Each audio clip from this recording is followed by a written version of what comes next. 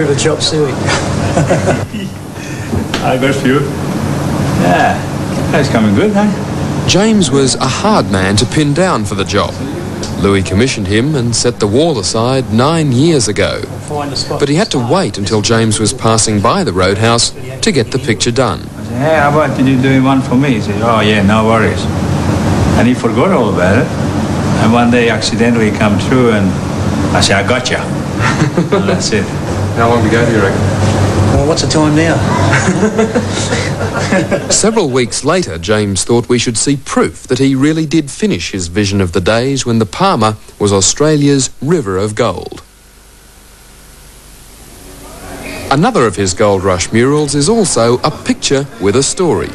James was locked inside the West Coast Hotel at Cooktown every night after closing time until he finished the painting to pay off his bar bills at the pub. The West Coast is one of only 3 hotels left in a place once described as the wickedest town in Australia, where you couldn't pass 2 doors without finding a bar. The decline from thriving gold town to sleepy village was fast. The population melted away as quickly as it arrived. Proprietors had no choice but to walk away from their failing businesses. Grand buildings that cost fortunes became virtually useless. Banks were sold for less than 1/10 of the building cost. This one's now a general store. Most of the main streets either burnt down or blew down in cyclones. Tropical decay and neglect finished off anything left unoccupied. Substantial granite curbs and gutters are now the only solid proof that some streets ever existed. A road that once led through a crowded Chinatown is taken over by tropical undergrowth. But Cooktown is enjoying new prosperity, fueled by the latest rush, tourism. The town will almost certainly never again be Australia's busiest port as it was in the gold rush, but Cook's Landing now brings a daily flow of visitors arriving on a fast boat service from Port Douglas. Cooktown is now being tipped as the next place on the Queensland coast to become a tourist hotspot.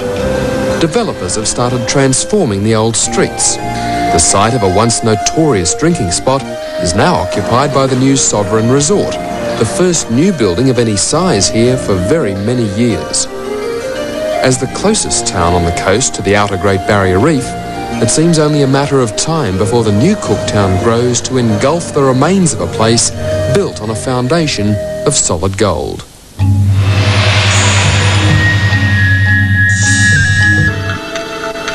One of the strange, mysterious and dangerous places of the north is a massive pile of black boulders. Some visitors imagine they're looking at the aftermath of a bushfire or possibly waste left by some sort of mining operation. The Aborigines have stories about these rocks that warn of evil spirits, ghosts and demons. This forbidding place is Black Mountain, 300 metres tall and a barren contrast to the lush greenness of the surrounding forest. It's a place of danger that also exerts a sometimes fatal temptation for the unwary. Legends about the place tell a dozen stories of people going in and never coming out. The stories of the mysterious disappearances here at Black Mountain begin in 1877, when a cattleman, suspecting his bullocks might have strayed into the caves in amongst the rocks, rode in here on horseback to search for them. The cattleman, his horse, and the bullocks were never seen again.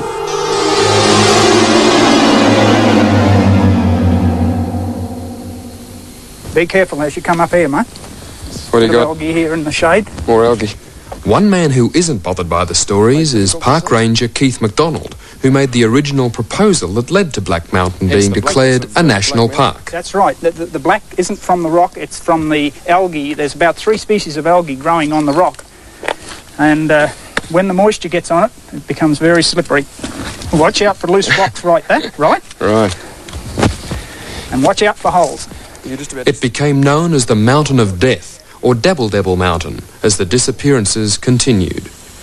More cattlemen, prospectors and diggers from the goldfields were lost among the rocks. Native police and black trackers also went missing trying to find them, as did a few people who were curious enough to want to solve the mysteries of this dangerous place. Watch it, Dean.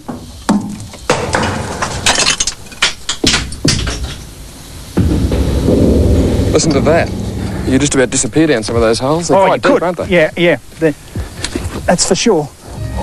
The danger of Black Mountain starts with the surface and goes as deep as it's possible to go. The jumble of boulders is riddled with holes, caves and crevices that go to the mountain's base and possibly even deeper. Aboriginal legend says a whole tribe once tried to crawl through from one side to the other to escape an ambush. Very few of them made it. Explorers who survived attempts to fathom its secrets have come back with stories of foul air causing dizziness, huge underground precipices, and the sound of splashing and running water mixed with weird moaning, shrieks, or sighing. For such a desolate-looking place with a dangerous reputation, Black Mountain does have its pleasant surprises. Look closely and you see the rocks are literally crawling with life. The Black Mountain skink is found nowhere else in the world. They're a beautiful skink. Notice the long legs. That's used for hopping between the rocks. They're quite ungainly, aren't they? Yeah. But it's, compared to your normal garden skink, we have an animal here that's adapted to this particular environment, is only found here, and he can get around these rocks and feed and survive okay, and as you've seen, they're quite common. There's also a species of frog, again found only on Black Mountain. But, at night, they're a beautiful yellow. It's in the daylight here, it's tended to turn a fairly gungy-looking browny yellow, isn't it? See the size of the pads? Around there? Yeah.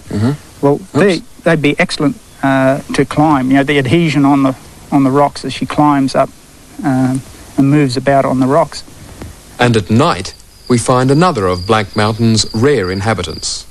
During the day, the ring-tailed gecko hides in the cool depths of the crevices between the rocks, emerging only after nightfall to feed in the cool of the evening. Those large eyes, ideal for night hunting, have no eyelids, and the long tongue is nature's answer to the problems of dryness and dust.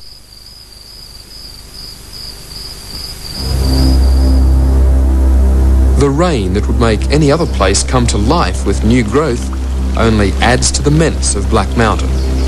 The algae grows darker, more slippery, and climbing becomes suicidal. But the danger that keeps people away makes it safer for the unique animals that find a refuge among the apparently barren boulders. Another survivor near Black Mountain is something I suppose you could also call an endangered species. The old-fashioned bush pub. Rough-cut timber, corrugated iron, and a cluttered collection of odds and ends give the Lion's Den a genuine character that just can't be created artificially. In an era when licensing laws insist on certain standards, the Lion's Den is a quaint oddity that survives intact only because there'd be an outcry if it was forced to modernise. For almost all of its 114 years, the Lion's Den has had a woman publican. The latest is Hester Moore, who runs the place with her husband David. The only real problem they ever have running this relic from the past is the occasional troublesome tourist. Oh, they think they're in the middle of nowhere, so they think they might as well play it while they can. Yeah. So the locals are really no bother? Not really, Now it's a long walk to the next place. They don't plan on making any changes to the pub itself, except for the occasional coat of white paint to make space for fresh graffiti. But even there, they don't want to go overboard. Too much paint or even a good clean-up would make the Lion's Den into a different place. And that's not what the locals want, or what makes visitors go out of their way to buy a drink.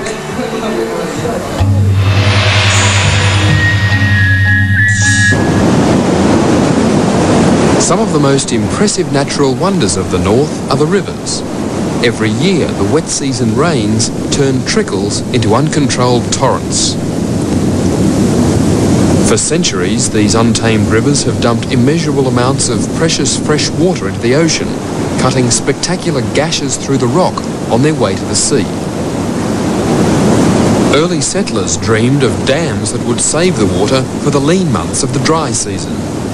But most of the rivers remain untamed, and today their wildness is a magnetic attraction for the adventurous.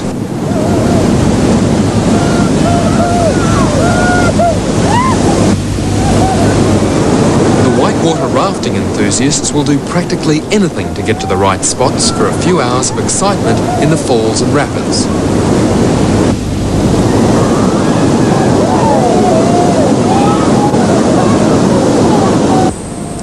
Some of the northern rivers can only be reached by an overland trek, or in some cases only by a helicopter drop.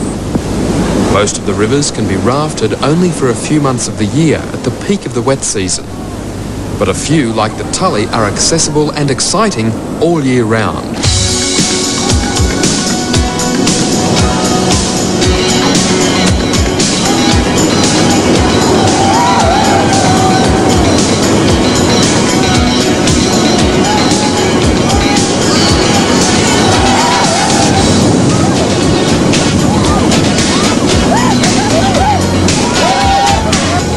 A hydroelectric scheme in the mountains gives the Tully River a controlled flow that evens out the difference between flood and trickle.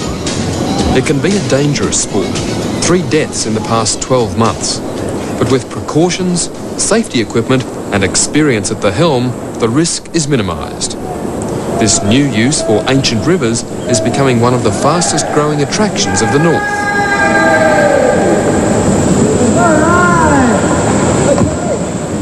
The rainfall that feeds these wild rivers is the heaviest in Australia. It's also created a hidden world in dense tropical rainforests. One of the really remarkable things about this part of Australia is the animals. For instance, there's one around here that moves like a monkey. It looks like a wombat, but in fact, it's a kangaroo. And where do you find them? Up in the trees. Lumholtz's tree kangaroos are natural oddities whose elusive habits have made them difficult to find. Much of their homeland has been lost by the clearing of lowland rainforest, but wildlife ranger Keith MacDonald says the numbers are still strong in the highlands. Yeah. Well, they're rare, not rare in the sense of numbers, but certainly in their location. They're only found between the Herbert River and the Daintree. And you usually see them at night, obviously. Yeah. Sometimes you pick them up during the day, but you can spotlight them quite easily at night. Unusual looking creature, aren't they? Yes, powerful creature, you know. Certainly designed to hop around those limbs. Yeah, they'd be quick too. Yeah.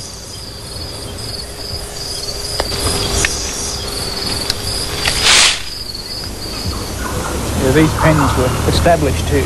Because of the difficulty of studying them in the wild, the Queensland National Parks and Wildlife Service has established a captive breeding colony. The key to the survival of this species is habitat. They're found only in the rainforest that grows in the wettest part of Australia, and that continues to shrink with logging in the highlands. Research seems to show that they will live in areas that have been logged selectively. They have no predators, and National Parks believes the species is safe, as long as the bulk of the rainforest remains. Apart from its home in the trees, something else that makes this animal unique is that it's the only member of the kangaroo family that can move its hind legs independently. It can walk, as well as hop. The Palarenda Research Station also studies a wide variety of other small kangaroos and wallabies. Here is the bridle nail-tail wallaby. He's in this grass. If we go quietly, we may be able to see him in a sec. I take it he's pretty shy. He is. We don't want to disturb him too much. He's only tiny, is he? Yeah. Over there. Whereabouts? There's one, just over there. Over there. Beautifully coloured. Pretty things, aren't they? Yeah. One of the most beautifully coloured wallabies that we have in Australia. It's so rare that the properties where they occur were purchased by the government and closed off to everyone except researchers. To make research easier, the policy here is to domesticate the animals, so they're not bothered by people or by noise, and they become used to being handled. Essential for creatures that are normally so timid that you could never get anywhere near them in the wild. Don't threaten me. It's a rare privilege to see so many unusual species of Australian animals in one place. Even with careful conditioning to people, some of them prefer to keep their distance and obviously would rather be much further away from us. The Palarenda Research Station has one purpose: to help ensure that the North's unique wildlife survives well into the future. Bear in mind, a lot of the small kangaroos are very geographically localised, and therefore, you know, if there's any sudden change, or we could threaten them. You know, human activities could threaten them. So by learning more about these small kangaroos, even though they're not a commercial species, we can develop management plans for the future. And hopefully guarantee their survival. Oh, we'll guarantee their survival.